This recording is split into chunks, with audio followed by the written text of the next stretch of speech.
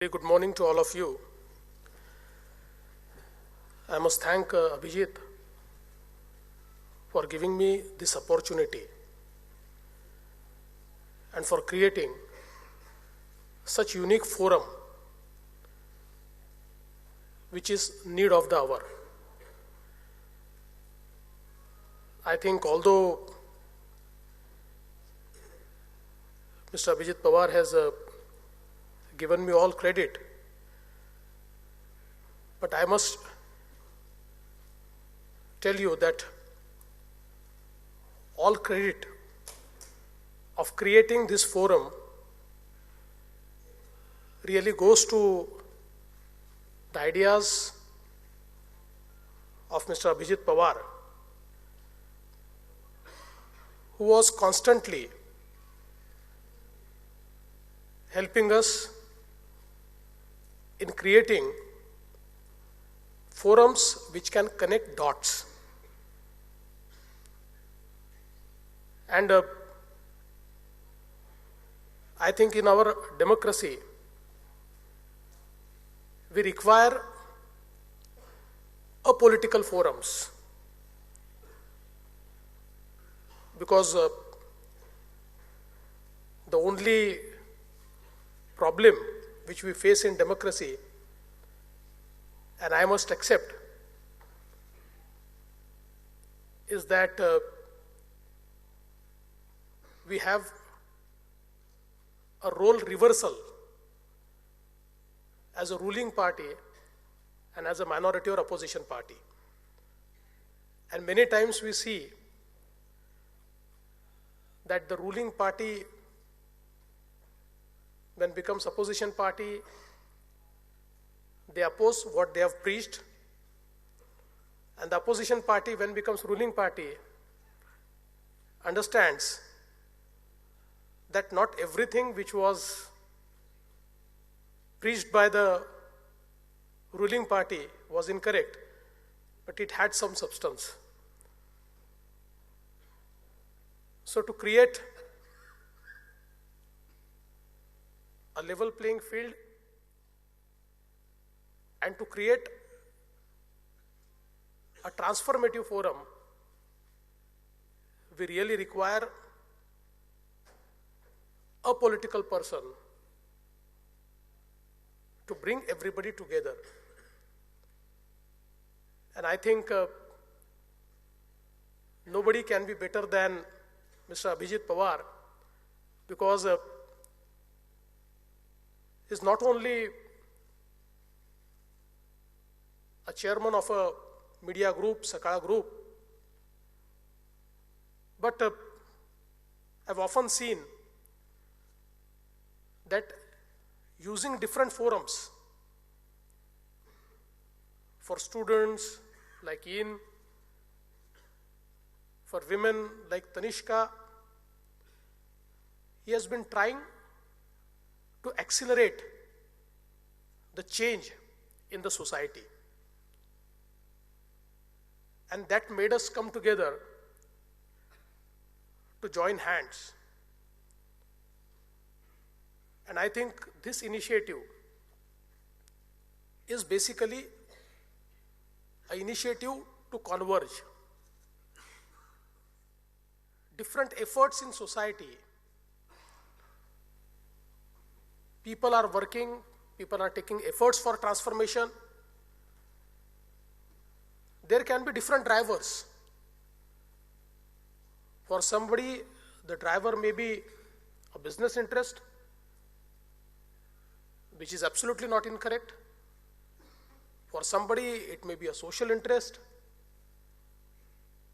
For somebody like me, it can be a socio-political interest. But can we bring all the interests together? And I think this forum for transformation is trying to bring all the efforts together, to converge all the efforts. All of us know that India and Maharashtra are passing through a phase of demographic dividend. 50% of the population is below 27 years age,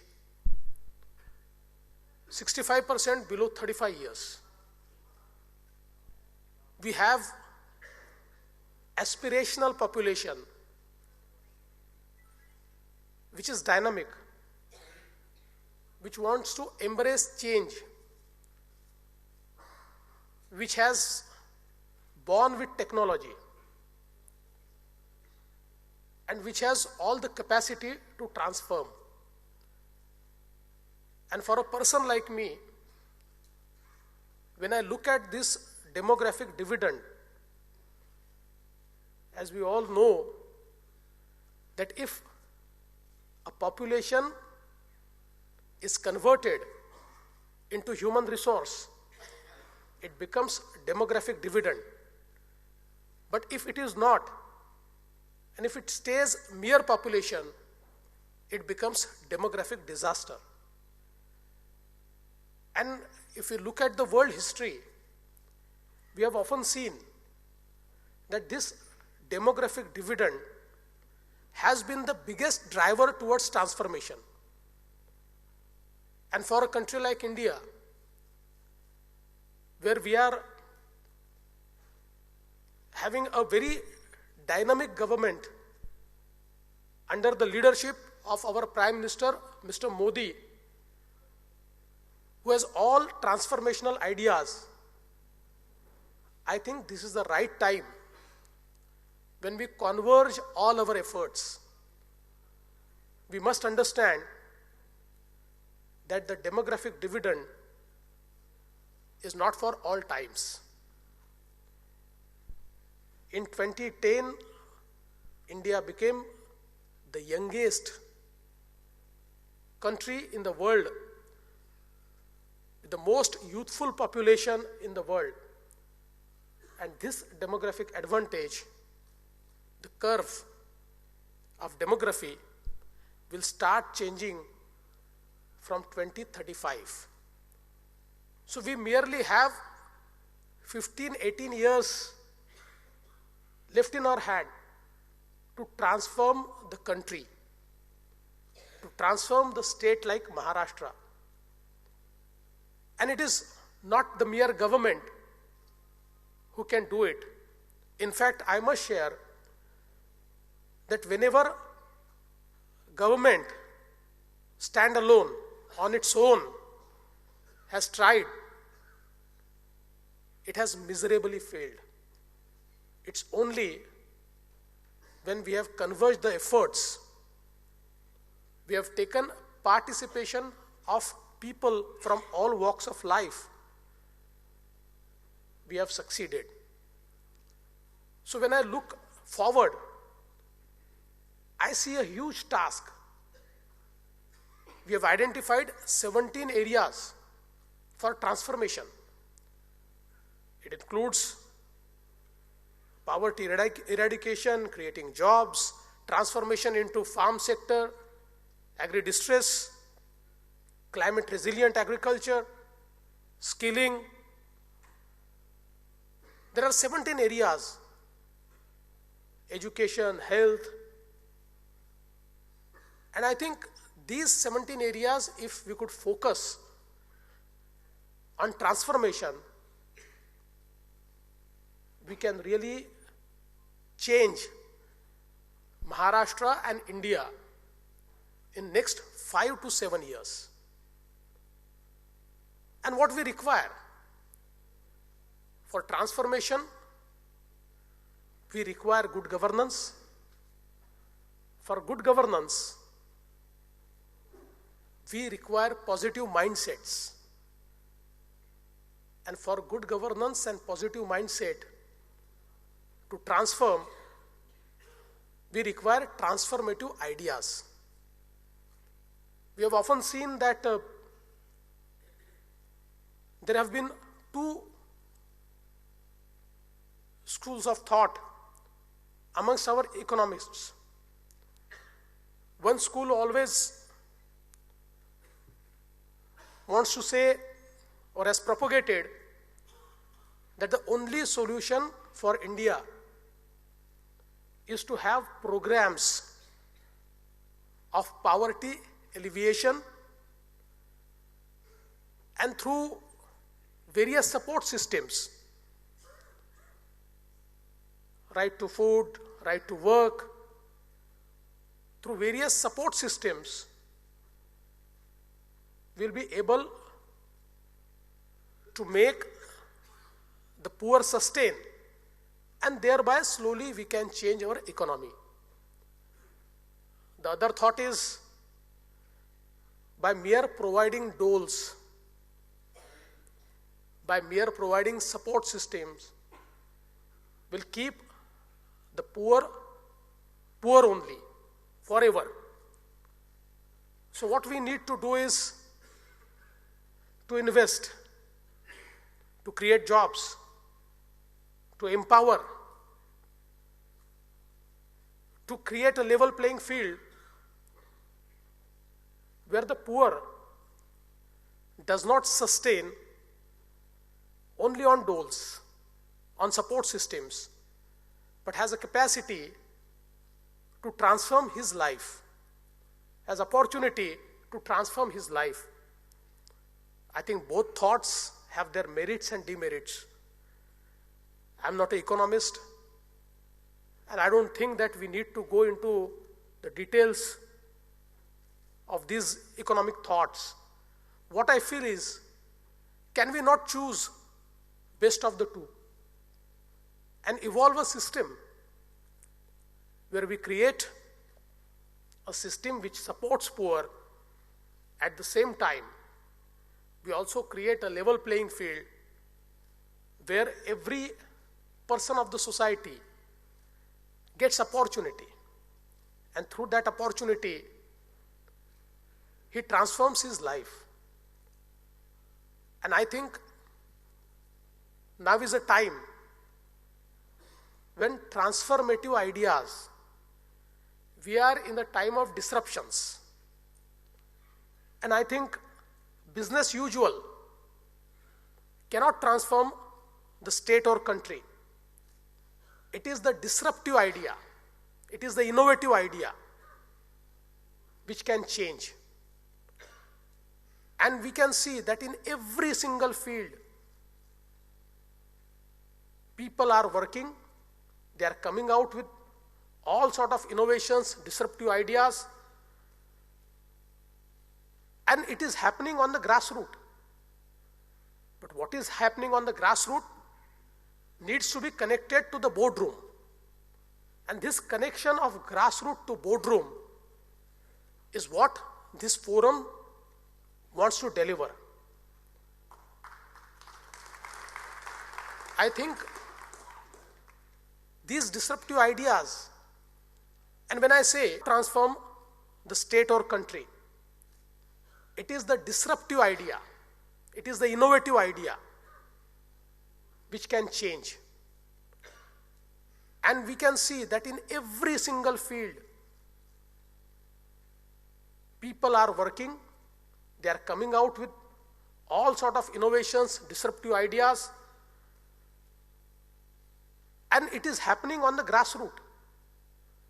But what is happening on the grassroots needs to be connected to the boardroom. And this connection of grassroots to boardroom is what this forum wants to deliver. I think these disruptive ideas, and when I say that why we have invited people from all walks of life, because we believe that unless all the interests are put together, will not be able to change, will not be able to deliver. So people from all walks of life, from businesses, from social sector, from NGOs, individuals working in different fields, all of them are invited here, and we want to converge all the ideas. Ultimately, in transformation, there is a role for everyone. In the transformation, every transformation creates opportunity to invest. So there is a role for businesses to come and invest into it. And I think we are in an era, there was a time when we used to think that in all social sectors, it is only government who has to invest because there is no business opportunity. But it's not so. Now every social transformation creates a positive business opportunity. And when we talk of business opportunity, it's not profiteering. It's a return on investment. And that return on investment, the opportunity is into every social transformation. So we want innovators with ideas. We want people to invest. We want government to collaborate. We want NGOs to ensure people's participation and social audit. And I think with all this convergence, we can change. When I invited all the top people from corporate, and I said, let's transform 1,000 villages. I said, every corporate is doing something under corporate social responsibility. But what we are doing, we are working in silos. Somebody is working in health sector, somebody is working in education sector, somebody is working in agriculture sector, somebody is working in skill sector, somebody is working in some innovative sector. So can we converge all the efforts into 1,000 villages? Let's say if you want to work into health sector, come in these 1,000 villages, whatever resources you have, whatever expertise you have, whatever human resource you have, bring it to these 1,000 villages. And I was really happy that I thought 1,000 villages is a big task. But now when we are launching the project, today we have on cards 2,500 villages with all convergence of efforts. The climate resilient agriculture. Now agriculture is one sector which needs most infusion of technology. We always used to think that agriculture is one sector which doesn't require technology, which doesn't require knowledge. But I think if you look at the agriculture embraced by our ancestors, it was very scientific. They knew the effect of atmosphere, they knew effect of climate, they knew what to grow, how to grow, when to grow. But the scientific knowledge we could not pass to the generations. So it became a routine practice. And then we have seen the agri-distress. But with climate resilient technologies, with intense agriculture practices, with infusion of capital into agriculture, I'm sure we can create a model where every single business will think that the best area to invest is agriculture. Because we have seen that people, even in the water distressed area, have transformed agriculture and are earning huge money through intense agriculture practices. So can we take this to everybody? I think on such ideas, on such innovations, on such technology, we need to bring everybody together. And we need one forum which has solution for everything. Infrastructure. Now, when we say that we want to create a communication super expressway from Nagpur to Mumbai, which integrates 24 districts of Maharashtra. The longest distance to Mumbai in these 24 districts will be 10 hours. I think it has such a potential to transform. It is not a mere road. This one single road can drive the economy for next 20 years. We can bring all the businesses, all the sectors, whether it's agri sector, manufacturing sector, service sector, everybody. And with the investment, you create jobs. With jobs, you alleviate poverty and you transform. And I think if India transforms, if India becomes a developed country, just imagine that China and India together, part of developed world, we would find that half of the world is developed. So I feel that this forum will lead a way to transformation. I invite one and all. Our government is extending full support. All our top bureaucrats are participating. Our ministers are participating. In the breakout sessions, the focus areas will be targeted. We'll come out with the ideas. And one thing I must assure you, as rightly said by Mr. Abhijit Pawar, this forum is not for discussion, it's for action. Discussion will lead a way, will create a roadmap, and will put that roadmap into action. And when such innovative, action-oriented minds come together, I feel in next 5 years, together we will be able to transform Maharashtra, will be able to transform India.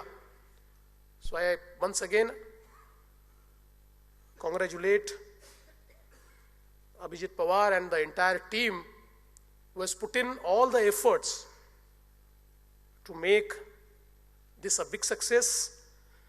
I would also like to thank all the invited people, all the dignitaries, distinguished people who have come from all walks of life, from all parts of Maharashtra, India and world. And I feel that this forum and our brainstorming for next 2 days will be a huge success. Thank you very much. Jai Hind, Jai Maharashtra.